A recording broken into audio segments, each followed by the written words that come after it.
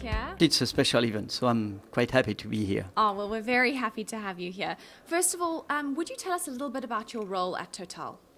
Well, I'm heading the Strategy, Development and Research division in refining and chemicals, which means preparing the future, proposing options to the company to make sure that we have always the best choice possible to make. And what is the downstream vision of Total? Well, it's first that it's an important element in a group like Total. We've been betting and investing a lot on integration, business integration between upstream and downstream. It revealed over the years quite resilient in the very different phases that we went through.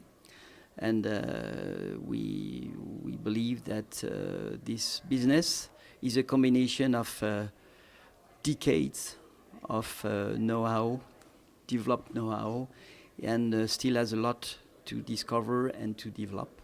I just can mention digital applications in refineries. Sometimes refineries which are 50-year-old, but who still can benefit a lot from development as recent as the digital applications around artificial intelligence and big data management.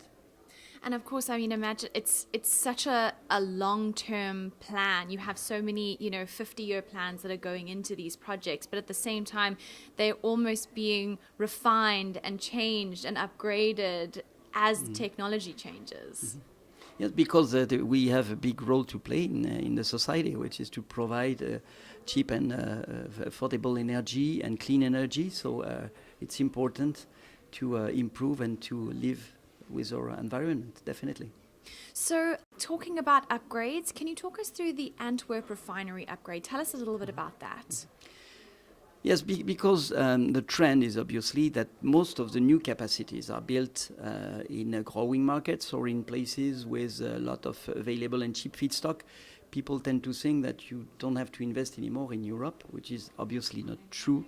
And we are permanently increasing the performances of our European assets. And Antwerp is a good example. We did a combination of improvements, both on the refinery and on the petrochemical sides. On the refining sides, increasing the desulfurization and conversion capacity.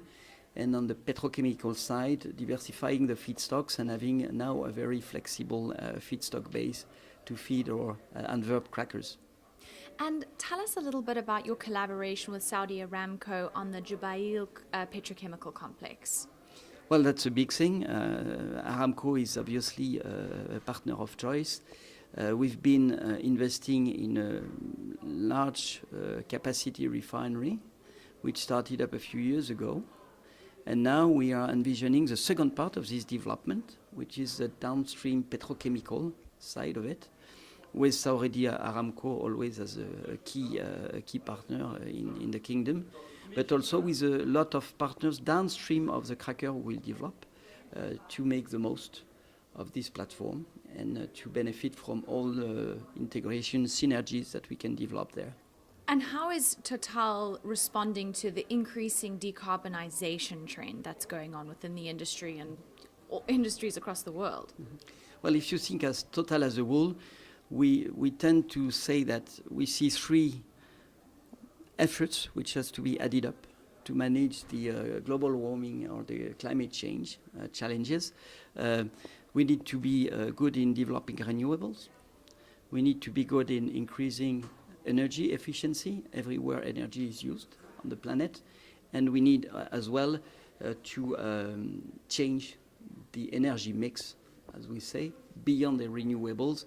And one of the key challenges for the group is to continue to develop the gas activities, because gas is clearly a cleaner energy source than alternatives. So in these three efforts, you need both boldness and patience, because you need to develop new schemes, but it also takes a while to make this huge industry move. So it's a fascinating time for strategy people in the downstream industry. Total, as you know, is moving into new activities like selling green electricity directly in B2C activities. But in the downstream, we're also developing our capacity to produce biofuels, biopolymers as well. And we are a strong contributor to developments in the carbon capture and sequestration options. Mm. And it's as you said before, you know, it's the constant kind of increase and improvement in existing processes that's coupled with the newest developments. You know, it's great to be exploring and developing, but at the same time we have to improve the processes that we already have.